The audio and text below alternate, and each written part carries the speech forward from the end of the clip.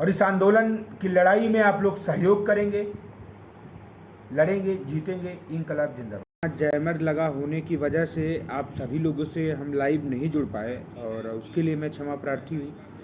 इसके बाद रूम पे आए, लेकिन तबीयत इतनी, कल बारिश में भीग जाने की वजह से प्रोटेस्ट में मतलब कल जब आंदोलन हो रहा था तो इतना ज़ोरदार बारिश हो रही थी, तो कहीं ना कहीं बुखार और तबीयत नहीं सही थी। फिर भी हम लोग मीटिंग में गए, सारी चीज़ें जो भी जिस तरीके से रणनीतिबद्ध चल रही थी वो चली गई। उसमें आप लोगों को बहुत सोचने समझने की ज़रूरत नहीं है। लड़ाई जब इस मोड़ पर हम ला चुके हैं कि सरकार को झुकाने की ताकत रखते हैं, तो ये सारी चीज़ें हम लोग को सोचने की ज़रूरत ही नहीं है। संघर्ष जारी था, संघर्ष जारी है, संघर्ष जारी रहेगा। ये मेरा अपना ओपिनियन है। और सबसे बड़ी बात मैं पहले मीटिंग कल काफ़ी लोगों के अंदर भ्रांतियाँ भी थी कि नहीं, कल तो किला तोड़ देना चाहिए था, किला ध्वस्त कर देना चाहिए था। उस पर भी हम थोड़ा सा बात कर लेते हैं। आवाज़ तो आ रही है ना? काफ़ी लोगों के अंदर तो मैं सभी साथियों को कल के बारे में थोड़ा सा अपडेट बता देना चाहता हूँ। पूरे धरने से सबसे अहम वीडियो है, जिससे कि ये लड़ाई अब तय की जाएगी। जो हम लोग अपनी मांगों को लेकर लगातार यहाँ बैठे थे, अब वो लड़ाई आर या पार की लड़ने की ज़रूरत है। सबसे पहली बात मैं बता दूं कि सरकार क्या चाहती है। सरकार ये चाहती है किसी भी तरीके से कमेटी के नाम पे बरगला के किसी तरीके से इनसे मिलने से, उनसे मिलने से इनको तोड़ा जाए। और लगातार पुलिस प्रशासन ये बता रही है कि तुम लोग का कार्य हो रहा है। ये बताइए, क्या पुलिस प्रशासन तय करेगा कि हमारा कार्य होगा? अरे छोटी सी बात है, हमें तो न्याय मिल चुका है। आदरणीय राष्ट्रीय पिछड़ा वर्ग आयोग ने हमें न्याय मिल दिया है। इतनी बड़ी संस्था है। हमारे मनोज भाई कहते हैं कि ऑलरेडी हमको न्याय मिल चुका है, और ये डेड श्योर सत्य वचन है कि सरकार को उसको कंसीडर करने की जब जरूरत है तो हमें इधर उधर बरगला रही है। क्या राष्ट्रपति महोदय और प्रधानमंत्री जी की स्वीकृति से ये राष्ट्रीय पिछड़ा वर्ग आयोग बना है? उस कमेटी से क्या बढ़ के ये कमेटी बनाई जाएगी? और इस कमेटी में मैं मांग करूंगा कि इस कमेटी में पिछड़े दलितों का भी अधिकार है। पिछड़े दलित के कौन से अधिकारी IAS IPS हैं इस कमेटी पे, जिस पे हम लोग उस कमेटी पे भरोसा करें? तो आप लोग भाइयों बेहतर ये सोचिए कि मैं इस कमेटी पे नहीं भरोसा कर रहा हूं, लेकिन ये है कि जो लीगल है, जो न्यायोचित है, उसको हमको मानना पड़ेगा। जो सिस्टम के हिसाब से है, जो अगर हम लोग लड़ाई कर रहे हैं तो एक सिस्टम से लड़ाई लड़ रहे हैं। पहले जो लोग साथी वीडियो देख रहे हैं, इस वीडियो को पहले अधिक से अधिक शेयर कर दें। मेरा आपसे आग्रह है, मेरा आपसे निवेदन है कि इस वीडियो को अधिक से अधिक लोग शेयर कर दें, ताकि जो ये आवाज़ है हमारी पूरे प्रदेश तक पहुंच पाए। और एक बहुत बड़ा आह्वान होने जा रहा है। मैं आप सभी लोगों से बता देना चाहता हूं कि एक बहुत बड़ा आह्वान होने वाला है, और ये लड़ाई जिस स्पीड से लड़ी जा रही थी उसके 10 गुना स्पीड से हमको और आपको लड़ने की ज़रूरत है। अपने बाजू को और मजबूत कर लेने की ज़रूरत है। थोड़ा सा गला बैठ गया है साथियों, थोड़ी तबीयत बुखार आ गई थी, दवा खाए, अभी लेट के मुंह भी नहीं धुल पाए हैं, सो के उठे। लेकिन अब मुझे लगा कि आप लोगों तक बात मुझे पहुंचा देनी चाहिए। ज़रूरत है, लोगों को इंतज़ार करते हैं लोग, और आप सभी लोगों के भरोसे को हम लोग कायम करना चाहते हैं। भरोसे को एक सेकंड के लिए थोड़ा सा बात ये समझ लीजिए कि ये स्पष्ट रूप से उत्तर प्रदेश सरकार पूरी तरीके से हिल गई है।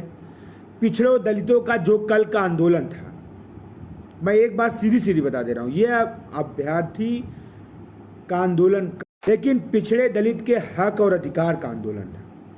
सरकार को ये समझना पड़ेगा कि पिछड़े दलित अब इतने बेवकूफ़ नहीं हैं।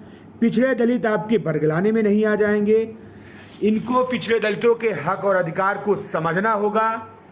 कहीं ना कहीं पिछड़े दलित अब बताएंगे कि सरकार क्या करे। सबसे बड़ी बात, कल का प्रोटेस्ट इतना अच्छा रहा।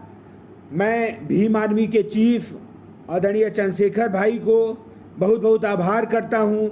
हमारे जो पिछड़े दलित साथी दूर दराज प्रदेश से इधर उधर आए, जितने संगठन के हैं, प्रमुखता से आर एस पटेल जी, मनोज यादव जी, राम निवास वर्मा जी, राजपाल कश्यप जी और सभी संगठनों का सहयोग रहा। तेज बहादुर यादव जी और जो भी संगठन आए थे जिनसे मुलाकात, चूँकि व्यस्तता अधिक थी, कल हम लोग सबसे मुलाकात नहीं कर पाए।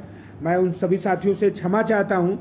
और देखिए, कल का प्रोटेस्ट हम लोगों को बाहर ना निकलने की वजह थी सिर्फ और सिर्फ हमारे भाइयों के भविष्य को देखते हुए।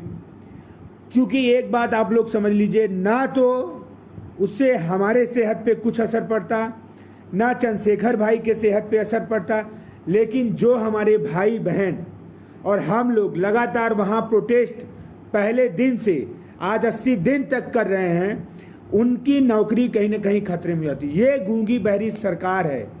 ये सरकार से आप लड़ के नौकरी नहीं ले सकते, लेकिन हम लोग अपनी मांगों को उनके तक पहुंचाएंगे, पूरे प्रदेश को जगाएंगे, पूरे देश को जगाएंगे। जब मामला और बड़ा हो जाएगा तब देखते हैं ये कैसे बच पाते हैं। सबसे बड़ी बात यह है कि इस मामले को पूरे देश में फैला देना, और वो आज स्थिति है देश और प्रदेश के। इस समय गृह मंत्रालय से हम लोगों से संपर्क किया जा रहा है। आईबी का जो हेड है दिल्ली से, वो संपर्क में है लगातार चीज़ों को सेटलमेंट करने की बात। तो थोड़ा सा हमको धैर्य रखना होगा। तो मैं आप सभी लोगों से ये बता देना चाहता हूँ कि ये आंदोलन जो लोग सोच रहे हैं कि वो टूट जाएगा, लगातार पहले दिन से बैठे हैं तो आगे भी हम लोग बैठेंगे। जैसे थोड़े थोड़े लोग कंटिन्यू कर रहे थे, उस तरीके से हम लोग पूरा उसको कंटिन्यू करेंगे। जो हमारे भाई थक गए हैं इतने दिन से यहाँ लगातार अपना घर परिवार, जो हमारी बहनें घर परिवार छोड़ के यहाँ बैठी हैं, वो लोग घर जाके 2 दिन 4 दिन और एक महाआंदोलन का डेट हम लोग डिसाइड करेंगे। वो अभी सारे संगठन, सारे सिस्टम से हम बात कर लेंगे। संभवतः 27 होगा, लेकिन उससे पहले हम सभी संगठन, प्रदेश के जो 50-60 संगठन के हमें समर्थन मिले थे, उनसे बात करके, प्रदेश के जो और बड़े बड़े देश के और बड़े बड़े संगठन हैं उनसे भी बात करेंगे।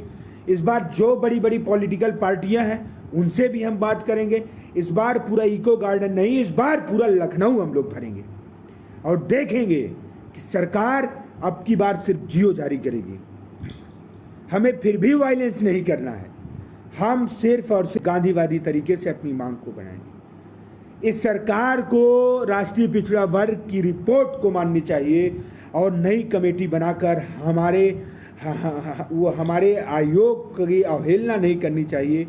हमारी आयोग की बातों को मतलब डिनाई नहीं करनी चाहिए। अरे आयोग एक कॉन्स्टिट्यूशनल बॉडी है। राष्ट्रीय पिछड़ा वर्ग आयोग माननीय मोदी जी, माननीय राष्ट्रपति जी की संस्तुति से जो बोर्ड बनाया गया है, उन 1 साल लगातार हमारे साथियों द्वारा 1 साल जा करके वहाँ पे इतना बेहतर प्रयास किया गया, तब जाके ये नौबत आई है कि आज आप लोग उस आयोग की रिपोर्ट पे बोल पा रहे हैं। मैं सभी साथियों से क्षमा चाहता हूँ कि कुछ लोगों को मैं बुला नहीं पाया मीटिंग में, चूँकि मेरी तबीयत लगातार सुबह से ही ख़राब थी।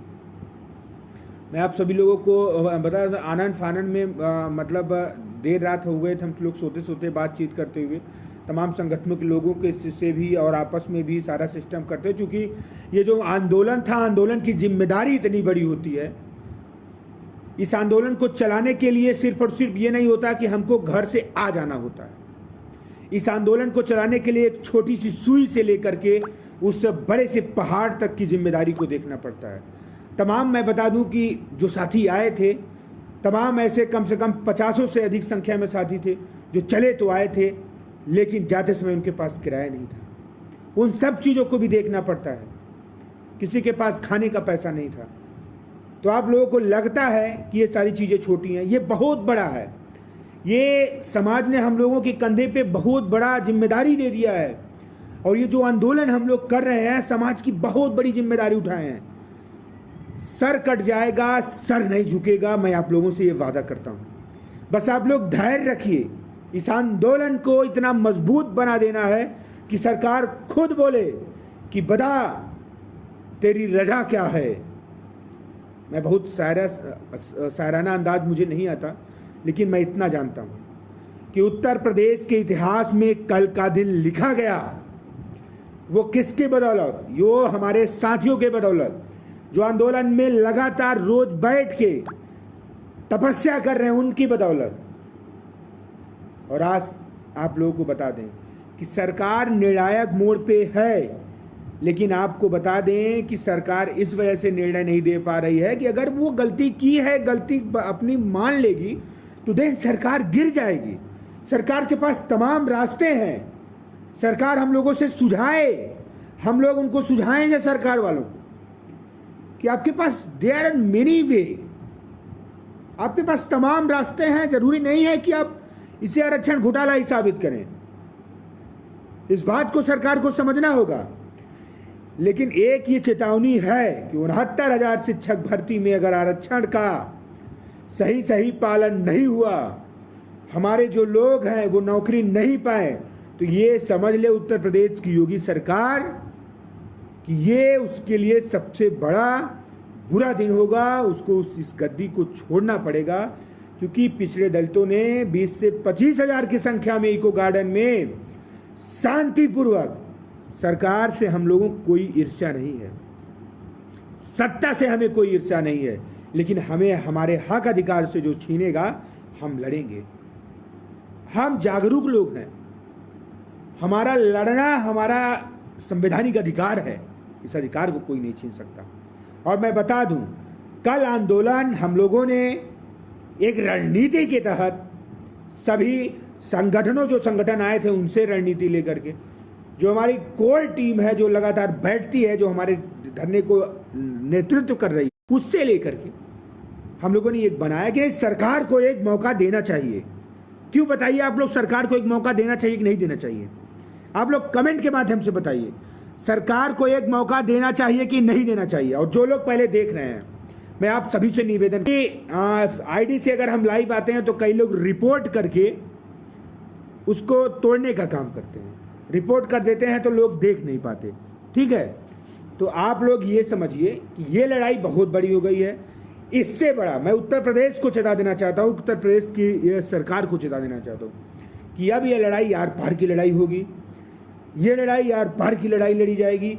निश्चय हम लोग विजय के करीब हैं, लेकिन कुछ लोगों से बच के रहना है। जो लगातार आंदोलन को विफल करने में हैं, उनकी भी तैयारी हम लोगों ने कर ली है, उन्हें सिरे से हम लोग खारिज करेंगे। आज के बाद, अभी तक तो थोड़ा सा हम लोग सोचते थे, उनके बारे में सोचेंगे, लेकिन अब से ये आंदोलन पूरे हम लोग होशो हवास में और पूरे सिस्टम के साथ लड़ेंगे, जीतेंगे।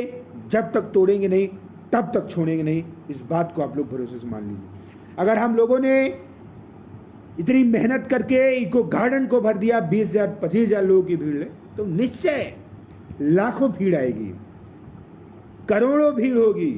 क्योंकि पिछड़े दलितों की संख्या उत्तर प्रदेश जाने, पिछड़े दलितों के वोट को, हक को जाने, इस बात को समझे।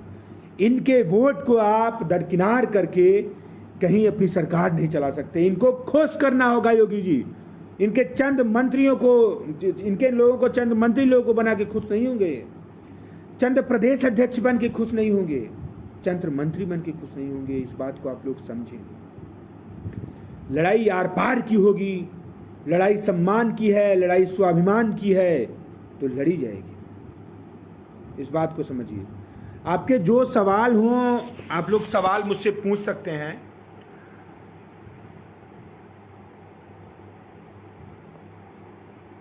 और रही बात कमेटी के लिए, मैंने पहले बोल दिया, कमेटी से मेरा कोई सरोकार नहीं है। कमेटी अपना कार्य करे, लेकिन हम लोगों को बेहतर कार्य करने के लिए लड़ाई बेहतर तरीके से लड़नी होगी। ठीक है, कमेटी अपना कार्य करती रहे। आंदोलन हमारा कार्य है, आंदोलन हमारा संवैधानिक अधिकार है। जब तक आंदोलन तेज होगा नहीं, ये हमें नौकरी कहीं किसी तरीके से नहीं देने वाले। ठीक है, धन्यवाद।